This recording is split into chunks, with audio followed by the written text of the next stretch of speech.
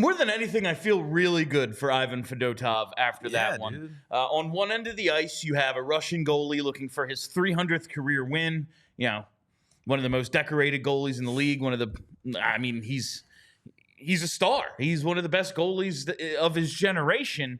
The other Russian goalie looking for his first career win. You know, I joked before the show, like, I don't know, could this emergency kid, like, maybe be better than Fedotov? And it turns into a goalie battle. It really did. Not a ton of shots, especially. I was very pleased with the defensive effort to keep Fedotov clean. But 1-1 through 65 minutes, a goalie battle, and Fedotov outduels his legendary countryman in the shootout, makes 2 saves in the shootout. Meanwhile, oh, yeah, no problem. Team can't score. Why wouldn't we get 2 by Vasilevsky, who came in 22-7 career in shootouts? Like, in a thing that's relatively a coin flip, he is a beast in shootouts typically, but Travis Konechny comes down, feathers one in. That was nice. Owen Tippett nice patience. Ices it. It's hard to argue with the effort tonight, especially defensively, but it's all about Ivan Fedotov. Man. He may have got lucky at some points. It definitely looked like a fish out of water on the Kucherov wraparound. That said, like, Rasmus Ristolainen got undressed on that play. And Kucherov had 140-some points last year. He leads the league in goals. He knows a thing or two. He could have played that a whole hell of a lot better, but you know, Kucherov's real good. Overall, very impressed with Ivan Fedotov. Fedotov? I thought he was Bobrovsky out. No, he looked tremendous, yeah. No, but dude, that was awesome. And like, look, I thought it was a great team effort tonight. Fedotov did his thing. And more importantly, this was probably the best performance he's given us in a Flyers uniform. That's only going to help his confidence for right now. But yeah, I mean, dude, the shootout was big. He made some big stops when needed. There were times where he looked, a little discombobulated. But listen, again, he got the job done. And that's only going to help his confidence, Bill. Yeah, I mean, he's going to look awkward. Like, that's the thing that's going – there's no – that's just what he looks like out there. And I'm sure there are ways to get him more well-positioned. Like, hey, man, maybe just stay in your net sometimes. I tweeted at one point in the game, like, I wonder if he ever, like, played lacrosse. Because sometimes he comes so far out on a weird angle, like – a puck carrier will be in like the right wing corner, and all of a sudden he's like at the circle. And like, is he coming out on defense? Like he's joining the defense against the puck carrier, like you could do in lacrosse. I just was like, where's he going? But that's just gonna be what he is sometimes. And if he can kind of just keep it under control, like the way he did in the shootout, he just stayed square, made himself big, and that's all you can do in those situations. He's going to have a lot better time than he's had for the most part. He did in his debut when he came in relief against the the Islanders on April 1st last year. So he stopped 19 at 21. Like he definitely breathed some life into the team. But other than that, like, yeah, his save percentages, that was a .905. Then he had a 789, then a 692, and then to start this season, let's see, 839, 792, 826.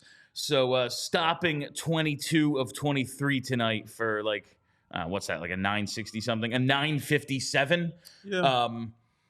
That's a hell of an improvement. Yeah, I mean, like I'm obviously like, listen, we still have question marks about Fedotov, but like we're hoping, and we'll talk to Charlie about this. Like this could be the building block that he needs, and like the only real thing is like, look, obviously he's a big boy. He's going to cover up a lot of the net. But this is the NHL. These are skilled offensive players. As you saw with Kucherov, who made a great heads-up play on that goal. Moving laterally in that athletic ability, how quick can he move is something that we're just going to keep an eye out. But, yeah, Bill, I mean, like you talked about 22 saves off those 23 shots. And he was a big force and a big reason why they got the win here tonight. No, certainly. Tampa they came in like 5th or 6th in scoring, we talked about in pregame. But they do it on not a ton of shots. And you look at it and go, oh, well, they have a lot of stars. And Braden points out tonight that certainly helps. But it's a team that shoots for a very high percentage rather than what we just saw a couple nights ago against Carolina, where it's, yeah, man, we get 40 shots a game, so good luck. Yeah. Some of them are going to go in because that's just the way it goes. But this team, Tampa, comes in. They don't get nearly as many. The Flyers outshot their opponent for 31 to 23. Second period saw a lot wish of shots. before we went live, had gone through the box scores. I want to know how many times the Flyers have outshot their opponents this year, let alone hit 30. But it's not very many. This is not the team from last year that really, or at least it hasn't been, really suppresses opponent shots and really puts up a ton of their own. Tonight, that's what they were. They only allowed 23.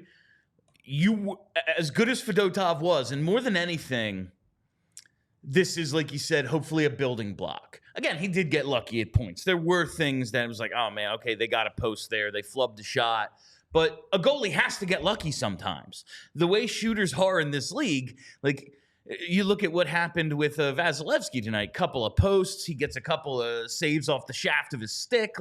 Those are quarter of an inch plays that all of a sudden it's, he got lit up to, he had a real good game. He only gave up 1 in 65 minutes, it can go that way. Fedotov needs that luck, but finally he's had some success. Mm-hmm. He finally gets to feel what a win tastes like. He is now the 51st goalie in franchise history to record a win.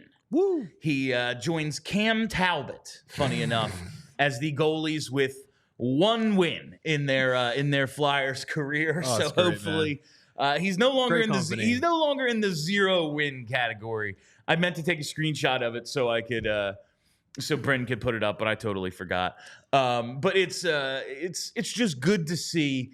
And I'm gonna ask Charlie, do you think this could maybe go the way of maybe him working his way back into that number 2 spot? Because just a week ago, they were asked, John Tortorella was asked, and he's like, we're looking at Kolosov right now. Mm-hmm. And Kolosov, we don't really know exactly what the demands were or what his prerequisites for coming over. There was the report that the Flyers had until the end of October to impress him or get him into the NHL or do something that made him want to stay and not be loaned back to the KHL.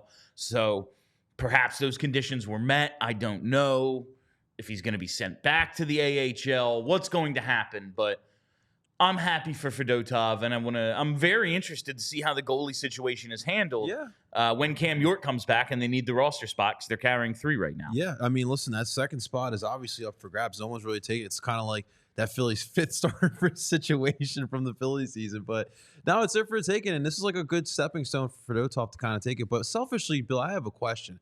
What is going on in Russia? All these goalies over the last decade. They are a goalie factory, man. It's like Alabama with wide receivers. They talked a lot tonight about Team Canada and the upcoming 4 Nations because John Cooper is going to be the Team Canada coach. Right. And, 4 Nations tournament, Olympics in a couple of years. Listen, Team Canada is unbelievable, of course, because it's Canada. Always, it's always. where the game is from. But you look at the goaltender position and it's I don't know, Cam Talbot? It really, you look at it, it's I don't know, Carey Price is gone, Carter Hart obviously gone. These are guys that that had been counted on or they were counting on down the line, and now they're no longer around. And I feel like they had a summit a couple of years ago. It was a national crisis. We debate gun control. They debate how come we're not making goalies anymore? It's like a national conversation about what they should do with goaltenders, and they just don't really have any. But then you look at Russia, it's yeah, man, the Flyers have Fedotov, they have Kolosov, who's Belarusian, but playing in the KHL. It's basically the same. And, the Zavragin's still over in the KHL, 19, tearing it up.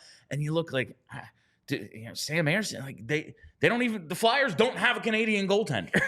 They don't have one.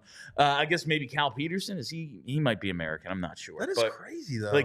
It's just a weird thing that, Russia has been a fact. You look at Shesterkin, Sorokin, these guys, Vasilevsky, these guys are great. That's just going to catch up to you, Bill. And now it's time for Canada. It's caught up to them. No, it's, eventually, it is being a goalie sucks. You have to be crazy to do it, dude. You have to be insane. and you get blamed every time the puck goes in the net. Like, the equipment is expensive, so if I'm a parent, I'm like, no, you're not playing net. Like, I do think that, like, a lot of times, like, leagues and teams, like, give you a break on joining, because it's like, well, we need one. Yeah, no one wants to do it. But, like, the equipment's expensive, all that stuff, and yeah, it's just one of those weird things. But Ivan Fedotov, first career win, very impressive tonight. Looking forward to seeing if we see him again, maybe even on Saturday. Sam Erson's on the trip. He's skating.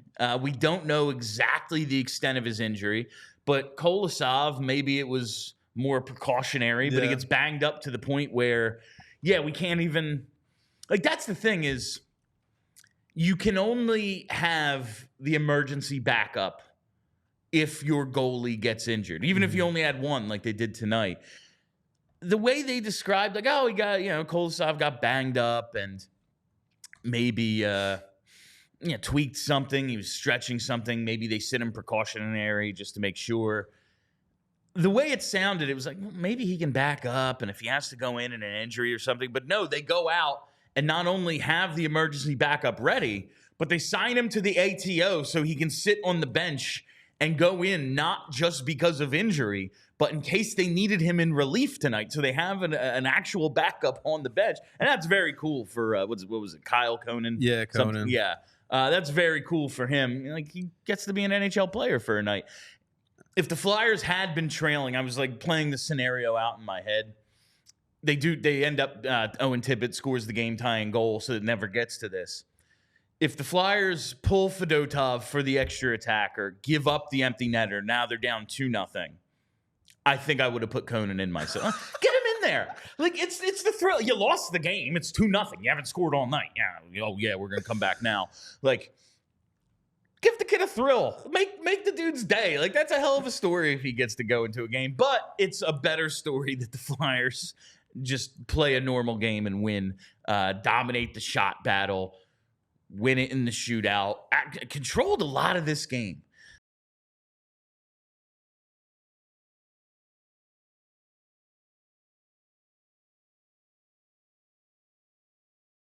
We all silly like the mayor.